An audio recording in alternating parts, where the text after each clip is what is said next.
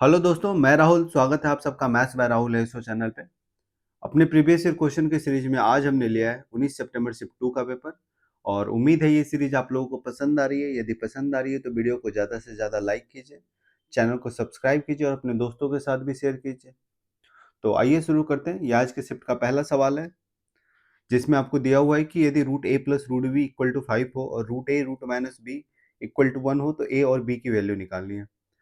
तो इसका वैल्यू आप ऑप्शन से बहुत इजीली निकाल सकते हैं। आप जैसे ही देखिएगा 4+1 तो होगा नहीं। आप ए के जगह पे यदि 4 बी की जगह पे 1 रखिएगा, ये होगा नहीं। ए के जगह पे 9 और बी के जगह पे 4 रखिएगा तो ये इजीली हो जाएगा, क्योंकि रूट ए 3 मिलेगा और रूट बी 2 मिलेगा। 3 माइनस 2 1 हो जाएगा और 3 प्लस 2 5 हो जाएगा। ठीक है। या तो आप इन दोनों को ऐड भी करके बना सकते थे, 2 root under A equal to 6 आ जाता। आइए अगले सवाल पे। ये अगला सवाल है, इसमें बोल रहा है कि निम्नलिखित में कौन सी सबसे छोटी 6 अंकीय संख्या है जो कि एक पूर्ण वर्ग है। देखिए, सबसे पहली बात, आप लोगों को 1 से 25 तक का स्क्वायर और क्यूब तो याद रखना ही है। ठीक है। तो जब इस सवाल पे आते हैं तो सवाल में बोल रहा है कि कौन सी ऐसी संख्या होगी चार ऑप्शन में जो कि एक पूर्ण वर्ग होगी। तो आपको पूर्ण वर्ग के लिए एक चीज याद रखना है कि 1 से 25 तक का जब आप स्क्वायर करते हैं, 1 से लेके 25 तक किसी भी नंबर का स्क्वायर करते हैं, तो जो आखिरी के 2 डिजिट आते हैं वही डिजिट बाकी सारी संख्या के स्क्वायर में आने चाहिए। मतलब उसके बाहर के 2 डिजिट हो ही नहीं सकते। कहने का मतलब ये है कि जब आप 1 का स्क्वायर करेंगे तो आपको जो आखिरी के 2 डिजिट मिलते हैं वो मिलते हैं 0 1। जब आप 2 का स्क्वायर करेंगे तो जो आखिरी के 2 डिजिट मिलते हैं वो मिलते हैं 0 4। ठीक है। इसी तरह आगे बढ़ते जाइए। जब आप 10 का स्क्वायर करेंगे तो आखिरी के 2 डिजिट मिलते हैं 00। 24 का होल स्क्वायर करेंगे तो जो आखिरी के 2 डिजिट मिलेंगे वो मिलेंगे 7 6। और 25 के स्क्वायर पे जो आखिरी के 2 डिजिट मिलेंगे वो मिलेंगे 625, यानी कि 25। ठीक है। तो ये जो आखिरी के 2 डिजिट है ना, 01 बोलिए या 02 बोलिए या 09 बोलिए या 00 या 76 या 25, ठीक है, यही सारे नंबर्स के आखिरी के 2 डिजिट आते हैं। मतलब आप चाहे 26 के कर लीजिए, चाहे 405 के कर लीजिए, चाहे 6025 के कर लीजिए, ठीक है, 6024, ठीक है, किसी भी नंबर का जब आप स्क्वायर कीजिएगा ना तो जो आखिरी के 2 डिजिट आएंगे वो इन्हीं में से आएंगे, 1 से लेके 25 तक। तो आप खुद बताइए कि क्या 88 1 से लेके 25 तक के किसी भी स्क्वायर, किसी भी नंबर के स्क्वायर में आता है आखिरी के 2 डिजिट में? नहीं आता है ना। यानी कि ये तीनों में से कोई आंसर हो ही नहीं सकता। जब 89 की बात करेंगे तो ये आता है, जब आप 17 का स्क्वायर कीजिएगा तो मिलता है 289, मिलता है ना। तो 89 आखिरी के 2 डिजिट में आया ना, तो ये आंसर हो सकता है। मतलब इन चारों में ये तीनों तो हो ही नहीं सकता, बीसीडी। तो एक ही सही ऑप्शन होगा, ऑप्शन नंबर ए। आइए अगले सवाल पे। इसमें बोल रहा है पी का 12.5% क्यू के 50% के बराबर है। तो यहाँ से परसेंट परसेंट काट देंगे। ठीक है। साढ़े 12 से 50 4 बार में कट जाएगा। यानी कि आपको क्या मिला, पी बराबर 4 क्यू। तो यहाँ से पी बटा क्यू कितना आ जाएगा, 4/1। Option number B. आइए अगले सवाल पे। ये अगला सवाल है, इसमें बोल रहा है कि एक पंसारी चावल की दो किस्मों को मिलाता है। एक की कीमत 40 प्रति किलोग्राम है और दूसरे की कीमत 60 प्रति किलोग्राम है। 2:3 के अनुपात में मिलाता है इन्हें, 40 और 60 वाले चावल को। यदि वह मिश्रित किस्म को 57.20 प्रति किलोग्राम पे बेचता है तो उसका लाभ या हानि प्रतिशत ज्ञात कीजिए। ठीक है। देखिए, सवाल बनाने का इसमें यह भी तरीका हो सकता था कि आपको दिख रहा है कि हानि तो होगा नहीं। हानि क्यों नहीं होगा, मैंने बताया था कि दो तरह के जब चावल को मिलाते हैं आप, 40 और 60 को, तो जो भी प्राइस आएगा इन दोनों के बीच का आएगा, ना ही नीचे होगा 40 से, ना ही 60 के ऊपर होगा। जो भी प्राइस आएगा मिक्सचर का वो 40 और 60 के बीच में ही होगा। तो यदि 40 और 60 के बीच में आप यदि हायर साइड पे भी लेके चले जाते हैं कि मान लेते हैं 60 रुपये का भी चावल बने, तो भी आपको 10% या 8% का लॉस नहीं होगा 57 पे बेचने पे। आप ये चीज़ सोच सकते थे। ठीक है। तो लॉस तो होगा ही नहीं। बाकी सवाल को बनाते हैं। दो तरह के चावल है, 40 और 60, और इनको मिलाए किस रेशियो में जाता है, 2:3। तो मैंने बताया था कि 40 और 60 के बीच का जो अंतर है यानी कि 20, वो इन दोनों का सम होना चाहिए। 2+3 5 हो रहा है ना, लेकिन हमें चाहिए कितना, 20 के बराबर। क्योंकि जिसको हम मिला रहे हैं उनके नंबर के बीच का डिफरेंस, मतलब ये 20 इन दोनों के सम के बराबर होना चाहिए। यानी कि 2+3 5 हो रहा है, तो इसको आप 20 बनाइए। तो 20 बनाने के लिए आप 4 से गुना कीजिएगा इनको। इससे सवाल आसान हो जाता है। जब आप 4 से गुना कीजिएगा तो यहाँ 8 मिलेगा, यहाँ 12 मिलेगा। तो हम करते क्या है, बड़े वाले नंबर में या तो घटा लेते हैं, यानी कि 60 माइनस 8 कर देंगे, या तो छोटे वाले नंबर में जोड़ देते हैं, या तो 40 प्लस 12 कर दीजिए, दोनों 52 ही आएगा। ठीक है, तो जो मिक्सचर आया उसका कितना प्राइस था, 52 रुपीज़। बेचा हमने कितने में, 57 रुपये 20 पैसे में, यानी कि प्रॉफिट कितने का हो रहा है, 5 रुपये 20 पैसे का हो रहा है। आप खुद बताइए, 52 की चीज पे यदि 5 रुपये 20%, सॉरी 5 रुपये 20 पैसे का प्रॉफिट है तो कितना, 10% का ही प्रॉफिट है ना। ठीक है, 52 का 10% 5.2। आइए अगले सवाल पे। ये अगला सवाल है, इसमें बोल रहा है कि एक पुस्तक जिसकी मूल्य कीमत 600 है, दो लगातार छूटों के माध्यम से लागत में कमी के अधीन 10% की प्रारंभिक कटौती और उसके बाद 20% की अतिरिक्त छूट। तो प्रश्न ये है कि दोनों क्रमिक मूल्य समायोजन लागू होने के बाद पुस्तक का अंतिम विक्रय मूल्य ज्ञात कीजिए। देखिए सवाल का जो लैंग्वेज है वो बहुत ही मुश्किल बना रखा है इन्होंने, लेकिन ये क्लियर है बिल्कुल पढ़ के कि 600 रुपये का कोई चीज है, उस पर दो छूट दिया गया, एक 10% का और एक 20% का। तो पूछ रहा है कि दोनों छूट देने के बाद जो सेलिंग प्राइस होगा वो कितना होगा। तो 600 रुपये पे दो छूट दिया, 10% और 20%।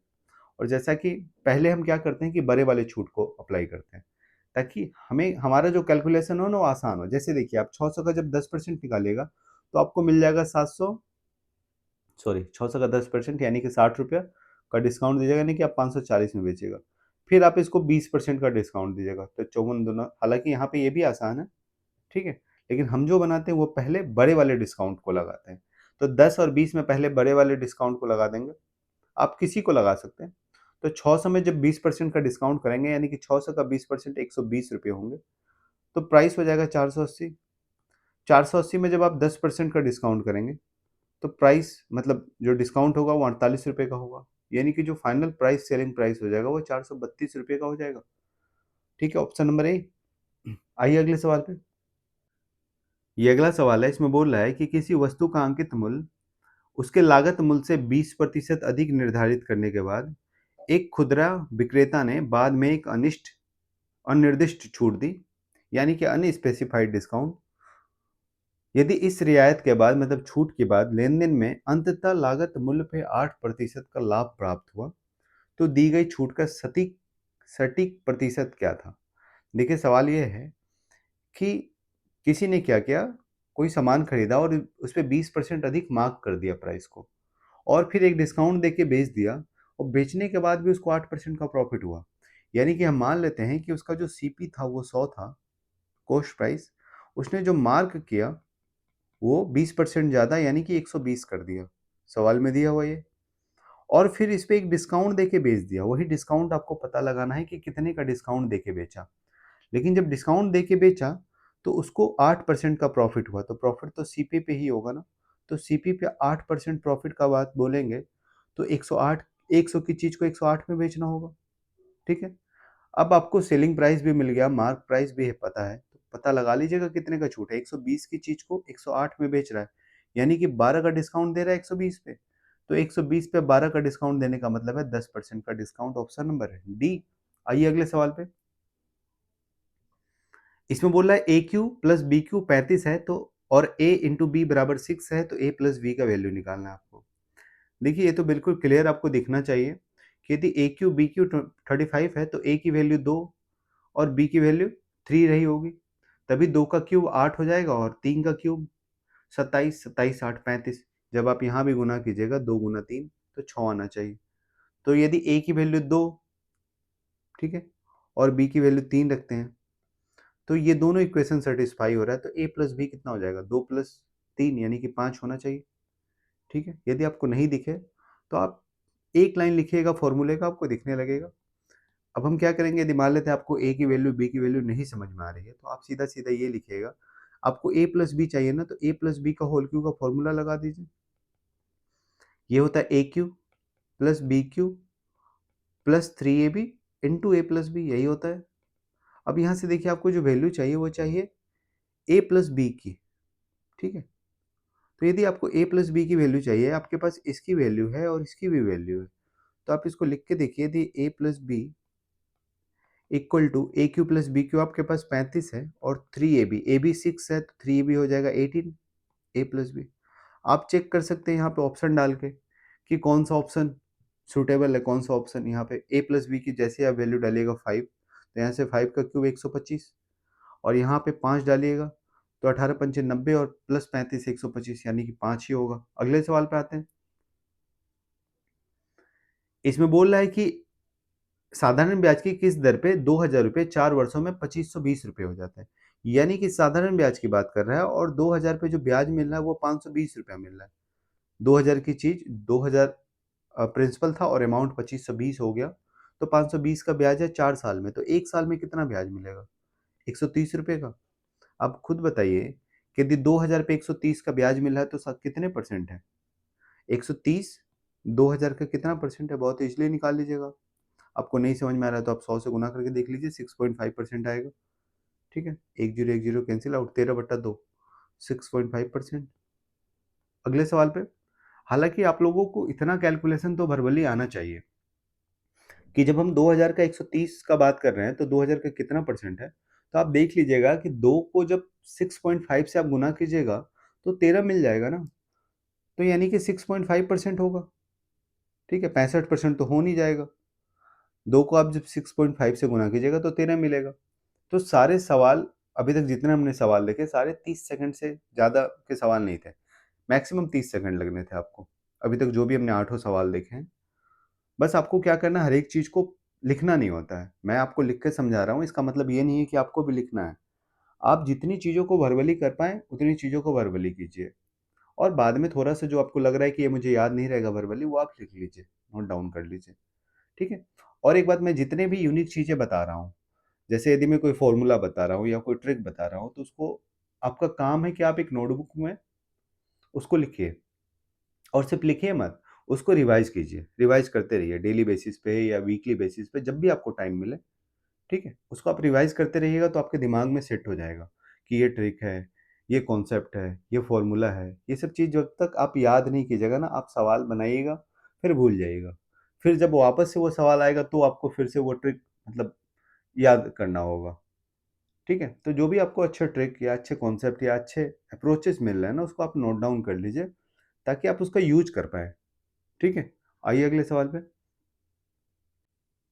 ये अगला सवाल है, इसमें बोल रहा है कि एक व्यक्ति ने एक योजना में 6% साधारण ब्याज पे 8,000 रुपये और दूसरी योजना में समान अवधि के लिए 8% साधारण ब्याज पे 5,000 का निवेश किया। यदि उसे दोनों निवेश से कुल 1,760 रुपये ब्याज प्राप्त हुए तो निवेश की अवधि क्या थी? ठीक है, तो यहाँ पे ये दिया हुआ है कि दोनों को सेम टाइम के लिए इन्वेस्ट किया गया, तो हम क्या करेंगे ना कि 1 साल का पहले इंटरेस्ट निकाल लेंगे दोनों का कंबाइंड और फिर देख लेंगे 1760 उसका कितना गुना है। जितना भी गुना होगा उतना ही साल होगा। तो जब हम 8,000 का 1 साल का इंटरेस्ट का बात करेंगे, तो 6% पे है ना, पर एनम, तो 8,000 का 6% कितना हो जाएगा? 8 छक्के 48 यानी कि 480 रुपये। ठीक है, 1 साल का ब्याज मिला। और जब आप 5,000 का 8% देखेंगे तो 8 पंचे 40, यानी कि दोनों से जो हमें 1 साल का ब्याज मिला वो मिला 880 रुपये। ये 1 साल का ब्याज है दोनों इन्वेस्टमेंट से। और टोटल ब्याज हमें कितना मिल रहा है? 1760। ठीक है, आप खुद देख लीजिए कितना गुना है, 2 गुना है, यानी कि 2 साल का ब्याज है ये 1760। Option number B. आइए अगले सवाल पे।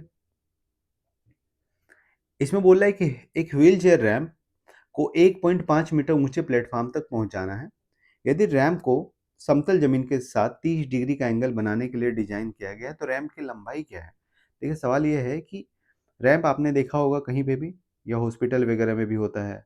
ठीक है, रैंप मतलब एक जो ढलान तरह की चढ़ने वाली जगह होती है, तो इसका कुछ हाइट होता है और इसका कुछ बेस होता है। ठीक है,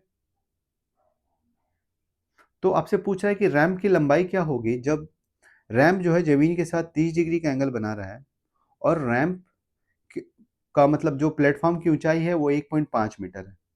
ठीक है, ये 1.5 मीटर है। तो जब हम 30 डिग्री की बात करते हैं तो आपको पता होता है कि टेन 30 जो होता है वो 1/√3 होता है। टेन 30 1/√3 यानी कि परपेंडिकुलर 1 होगा तो बेस √3 होगा, तो हाइपोटेनस ऑटोमेटिक 2 हो जाएगा। आपको एक की वैल्यू दी हुई है 1.5 और आपसे पूछ रहा है कि लैंप रैंप की लंबाई कितनी होगी, मतलब इस दो की वैल्यू कितनी होगी, यही ना रैंप का लैंप लेंथ है। तो एक की वैल्यू यदि 1.5 है तो दो की वैल्यू कितनी हो जाएगी? 1.5 गुना दो यानी कि 3।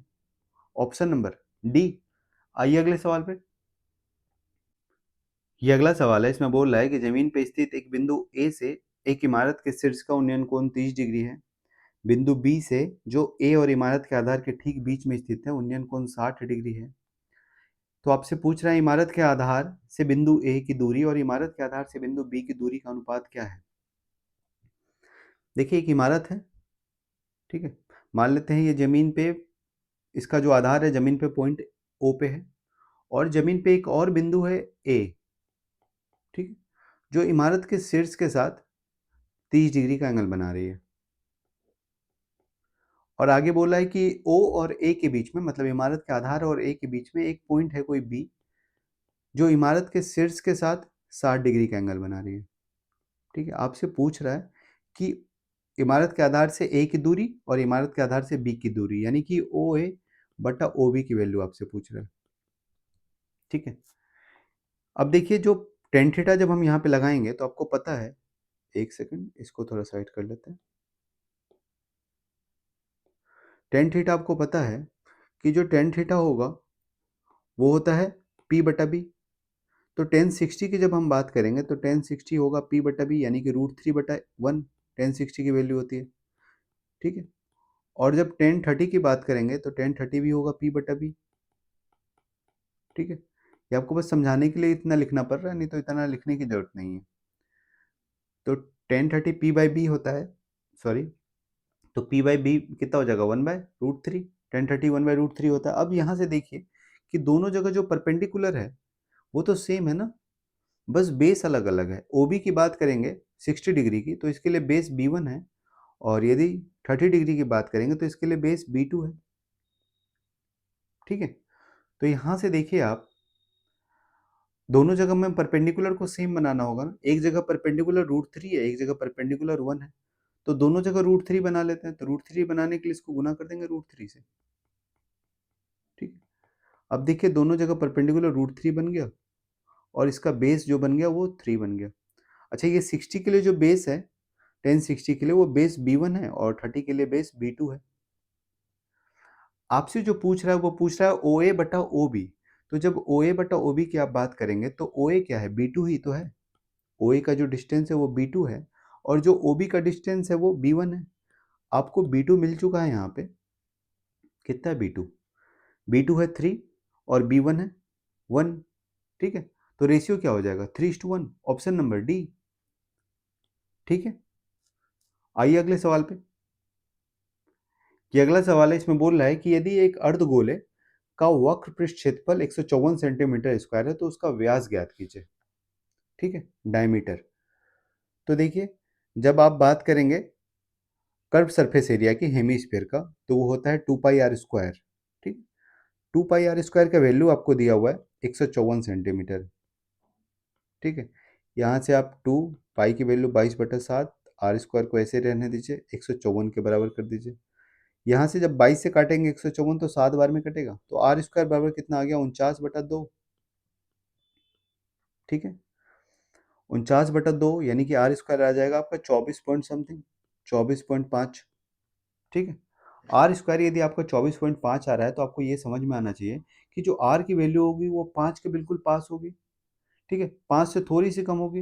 या तो आप इसको सीधा सीधा ये भी करके देख सकते हैं, चूंकि आपको डायमीटर निकालने बोला है ना, तो आप दोनों तरफ 4 से गुना कर दीजिए। तो जब आप दोनों तरफ इधर भी 4 से गुना कीजिएगा, इधर भी 4 से, तो आपको मिलेगा 4r², यानी कि उसको लिख सकते हैं 2r का होल स्क्वायर बराबर 24.5 गुना 4 यानी कि 98। ठीक है, अब यहाँ देखिए 2r ही तो डायमीटर है, आपसे डायमीटर ही तो पूछ रहा है, तो डायमीटर का स्क्वायर इक्वल टू 98 आया, तो डायमीटर कितना रहा होगा 10 से थोड़ा सा कम, ऑप्शन नंबर ए। ठीक है, आइए अगले सवाल पे, क्योंकि बाकी तीनों ऑप्शन तो फिट ही नहीं करेंगे। अगले सवाल पे, ये अगला सवाल है, इसमें बोल रहा है कि एक शंकु की ऊंचाई h और त्रिज्या r है। शंकु को पिघला के एक छोटा शंकु यानी कि कोन बनाया गया है जिसकी ऊंचाई h/2, मतलब ऊंचाई आधी हो गई, और त्रिज्या 1/3 यानी कि r/3 हो गई। पूछ रहा है कि मूल आयतन का कितना भाग उपयोग में नहीं लाया गया। ठीक है, मतलब बड़े शंकु और छोटे शंकु के बीच के आयतन के बीच का जो डिफरेंस है वो कितना पार्ट है, कितना भाग है, ये आपसे पूछ रहा है। तो देखिए यदि शंकु का हम आयतन का बात करें, कोन के वॉल्यूम का बात करें, तो ये होता है 1/3 पाई r² h। ठीक है, अब यहाँ पे 1/3 पाई तो कॉमन ही होगा, कांस्टेंट ही होगा, ये तो बदलेगा नहीं, बदल क्या रहा है r² और h। तो सीधा सीधा हम इसी को देख लेते हैं ना, तो r क्या हो जा रहा है, 1/3 हो जा रहा है। यदि r की वैल्यू पहले 3 है तो अब 1/3 यानी कि r/3 हो गई ना, तो 3/3 यानी कि नया जो r हो गया वो 1 हो गया, ठीक है। और जब हाइट की बात करेंगे तो हाइट हाफ हो जाता है। तो यदि पहले मूल शंकु में जो ऊंचाई था वो 2 था, तो नई ऊंचाई कितनी हो गई, 1, यानी कि h का रेशियो क्या हो गया, 2:1। और रेडियस का रेडियस रेशियो क्या हो गया, 3:1। पुरानी रेडियस 3 थी तो नई रेडियस 1 हो गई, यानी कि 1/3 हो गई। तो फॉर्मूला में हमें आर स्क्वायर चाहिए ना, तो आर स्क्वायर कितना हो जाएगा, इसका स्क्वायर यानी कि 9:1, ठीक है। अब इसकी जरूरत तो है नहीं, हमें इसे मिटा देते हैं। अब यहाँ से देखिए, आपको आर स्क्वायर एच का मल्टीप्लीकेशन चाहिए, यहीं से तो आपको मिलेगा ना वॉल्यूम। तो यहाँ पे 9 गुना 2 18, और छोटे शंकु का 1 गुना 1 1, मतलब 18 ओरिजिनल शंकु का था, ओरिजिनल कोण का, और ये एक छोटे वाले कोण का आया। तो कितना भाग हमने यूटिलाइज नहीं किया, 17 भाग, ठीक है। 17 कम है ना, 17 भाग हमने यूटिलाइज नहीं किया, तो कितना पार्ट हमने यूटिलाइज नहीं किया, 17 out of 18। Option number A. आइए अगले सवाल पे।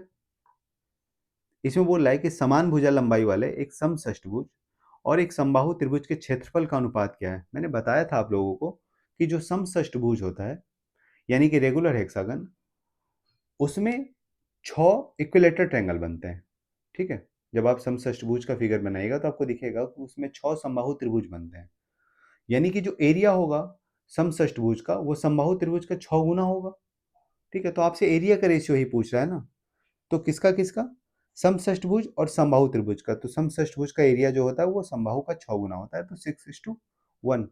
आइए अगले सवाल पे। ये अगला सवाल है, इसमें बोल रहा है कि एक प्रिज्म का आधार समबाहु त्रिभुजाकार है जिसकी भुजा 4 सेंटीमीटर है, इसकी ऊंचाई 5 सेंटीमीटर से शुरू होती है और प्रत्येक अगले परत के लिए 1 सेंटीमीटर बढ़ती है, जिससे कुल 5 परतें बनती है। प्रिज्म का कुल आयतन आपको निकालना है। देखिए सेम सवाल था, लेकिन सिलेंडर दिया हुआ था पिछले शिफ्ट में, ठीक है। यहाँ पे है क्या, थोड़ा सा फिगर समझिए आप लोग, कि एक प्रिज्म है जिसका जो बेस है वो समबाहु त्रिभुज है, ठीक है। तो एक त्रिभुज, एक प्रिज्म बना लेते हैं, इसका जो बेस है इस तरह से है, ठीक है। तो इससे जो प्रिज्म बनेगा हमारा कुछ ऐसा बनेगा। ये हमारा पहला प्रिज्म हो गया। इसका कुछ हाइट है 5 सेंटीमीटर सवाल में दिया हुआ है। इसके ऊपर एक और प्रिज्म रखा गया है, इस तरह से टोटल 5 प्रिज्म रखे गए हैं। तो इसके ऊपर एक और प्रिज्म रख लेते हैं हम लोग, तो कुछ ऐसा होगा वो, ठीक है। इसका हाइट दिया हुआ है 6 सेंटीमीटर, और इस तरह से 7 8 ऐसे बढ़ा हुआ है। अब देखिए, अब पहला प्रिज्म का यदि हाइट 5 है, दूसरे का 6 है, 5 6 7 8 9, पांचों प्रिज्म का जो 5 ब्लॉक हैं, 5 परत हैं, उनका हाइट ये रहा होगा। तो यदि इसका हाइट हमें सम निकालना है तो हम सीधा सीधा देख सकते हैं। यदि कोई नंबर एपी में, अरिथमेटिक प्रोग्रेशन में, तो हम क्या करते हैं, बीच वाले नंबर को 5 से गुना कर देंगे, क्योंकि बीच वाला नंबर क्या होगा, इसका एवरेज होगा हाइट का। तो हाइट का एवरेज 7 है, तो टोटल हाइट कितना हो जाएगा, 7 गुना 35, यानी कि हाइट इसका निकल गया 35 सेंटीमीटर, ठीक है। अब हमें चाहिए प्रिज्म का वॉल्यूम, तो इसको मिटा देते हैं, बस आप लोग हाइट याद रखिए 35, ठीक है। तो जो प्रिज्म का वॉल्यूम होता है वो होता है, एक सेकेंड, जो प्रिज्म का वॉल्यूम होता है वो होता है बेस का एरिया गुना हाइट। तो बेस का एरिया जो होगा वॉल्यूम में, तो बेस का एरिया, बेस में क्या है, समबाहु त्रिभुज है, तो समबाहु त्रिभुज का एरिया √3/4 इंटू ए स्क्वायर, ठीक है। ए उसका साइड है, 4 सेंटीमीटर दिया हुआ है, तो 4 का स्क्वायर 16, और गुना हाइट अभी हमने निकाला 35। तो आप इसको इससे काटिएगा, 35 चौके 140, यानी कि वॉल्यूम क्या आ गया, 140 √3, और √3 की वैल्यू आपको दी हुई सवाल में 1.732, ठीक है। अब देखिए यहाँ पे है कैलकुलेशन, लेकिन यदि आपको कैलकुलेशन से बचना है तो थोड़ा सा दिमाग लगाना होगा। हम क्या करेंगे, ऑप्शन चूंकि हमारा दूर दूर है, यदि हम इस 0.032 को छोड़ दें तो हम अपना जो भी वैल्यू है वो सिर्फ इससे निकाल सकते हैं, 140 गुना 1.7। तो 140 गुना 1.7, तो इसको लिख सकते हैं 14 गुना 17। 140 का जीरो 1.7 के साथ गुना हो गया, तो 14 गुना 17 आपको सिंपली दिख जाएगा 238। ऑप्शन नंबर बी आपको यहाँ से दिख जाता। लेकिन यदि आपको और भी एग्जैक्ट जाना है तो इसको मिटाइए आप, यहाँ आइए। मैंने क्या किया, 140 गुना 1.732 दिख रहा है ना, तो मैंने 140 गुना 17 को पहले अलग अलग कर लिया। मैंने किया 140 गुना 1.7 और प्लस 140 गुना 0.032, ये कर सकते हैं हम लोग। अब देखिए इसका वैल्यू आपको 138 तो मिल चुका है, अभी मैंने दिखाया था, सॉरी 238, 140 गुना 1.7, तो इस जीरो को हम यहाँ बिठा देंगे तो ये 17 हो जाएगा, सीधा सीधा ये हो गया 14 गुना 17, यहाँ से हमें मिल गया 238। अब यदि एकदम एग्जैक्ट जाना है तो इस पार्ट को भी हमें कंसिडर करना होगा। तो 140 गुना 0.32 का मतलब क्या है कि 140 का 3%, यही मतलब है ना, 140 का 3% है ये, तो 140 का 1% 1.40 होगा, 140 का 2% 2.8, मतलब 1.4 का गुना होते जा रहा है, तो 140 का जो 3% होगा वो 4.2 होगा। ठीक, यानी कि 238 प्लस 4.2 242.2। ठीक है, इतना हम लोग पास पहुंच चुके हैं। हालांकि आपको सॉल्यूशन सिर्फ इतना से ही मिल जा रहा था, ठीक है, सिर्फ इतना से ही, लेकिन आपको बिल्कुल पास जाना था तो आप ये भी कर सकते थे। हालांकि इसकी जरूरत नहीं है। आइए अगले सवाल पे। देखिए हर सवाल में आपको कैलकुलेशन स्किप करना सीखना होगा, और जैसे आप इस सीरीज के साथ बने रहिएगा आप धीरे धीरे सीख जाइएगा कि कैलकुलेशन कैसे स्किप करते हैं। ठीक है, इस सवाल में दिया हुआ है कि पॉइंट 1 - 2 से गुजरने वाले और -3 स्लोप वाले रेखा का समीकरण क्या है। मैंने बताया था जो लाइन का इक्वेशन होता है स्टैंडर्ड वो होता है y equal to mx plus C. ठीक है, m यहाँ पे क्या है, स्लोप है। लेकिन जब आपको एक पॉइंट दिया हो और एक स्लोप दिया हो और आपको बोले कि लाइन का इक्वेशन निकालना, तो आप सीधा क्या करेंगे, आपको ये याद रखना y - y1 equal to m x - x1। ठीक है, ये आपको दिमाग में रखना है, इसको नोट कर लीजिएगा, y - y1 equal to m x - x1। यहाँ पे आप क्या करेंगे, y को y रहने देंगे, y1 की वैल्यू यहाँ पे जो है, जो आपको एक पॉइंट दिया हुआ है उसमें एक x1 है और एक y1 है, तो आप y1 की वैल्यू रखेंगे तो माइनस माइनस +2 हो जाएगा ये, और इक्वल टू यहाँ से m की वैल्यू दी हुई है -3, x minus x1 minus minus plus +1, यहाँ से आ गया y इक्वल टू -3x और -5, ऑप्शन नंबर ए। आइए अगले सवाल पे। इसमें बोल रहा है यदि एक समबाहुभुज, ठीक है, कर प्रत्येक बाह्य कोण एक्सटीरियर एंगल 60 डिग्री का है तो उस बहुभुज में कितनी भुजाएं। मैंने बताया था कल ही कि जो कोई भी बहुभुज होता है उसमें जो टोटल आउटर एंगल होता है, टोटल एक्सटीरियर एंगल, वो 360 होता है। तो यदि टोटल 360 है तो उसको आप कितने साइड से डिवाइड कीजिएगा कि एक एंगल 60 डिग्री का आ जाए। ठीक है, तो 6 से डिवाइड कीजिएगा ना, समझ गए, तो उस बहुभुज में कितनी भुजाएं, 6। ठीक है, आइए अगले सवाल पे। इसमें दिया हुआ है कि एक त्रिभुज पी क्यू आर में केंद्रक जी 1 2 पे है, उसका कोऑर्डिनेट 1 2 दिया हुआ है, यदि शीर्ष P और Q क्रमशः 3 - 1 और -2 4 पे हैं तो शीर्ष R के लिए निर्देशांक क्या है। देखिए एक ट्रायंगल है, इसके 3 वर्टेक्स हैं P Q और R। ठीक है, और यदि तीनों के कोऑर्डिनेट दिए हुए हैं, मान लेते हैं इसके कोऑर्डिनेट x1 y1, इसके कोऑर्डिनेट x2 y2 और इसके कोऑर्डिनेट x3 y3 ये दिए हुए हैं, तो इसका जो सेंट्रॉइड होता है, जो केंद्रक होता है, उसका जो कोऑर्डिनेट होता है वो होता है x1 plus x2 plus x3 बटा 3, और y कोऑर्डिनेट होता है y1 plus y2 plus y3 बटा 3। ठीक है, तो आप इसी का यूज कीजिए इस फॉर्मूले में, इस सवाल में, तो वहां से आप बोल सकते हैं, एक सेकंड, इसको मिटा सकते हैं क्या, हम इसको मिटा देते हैं। ठीक है, तो वहां से हम बोल सकते हैं कि जो केंद्रक होगा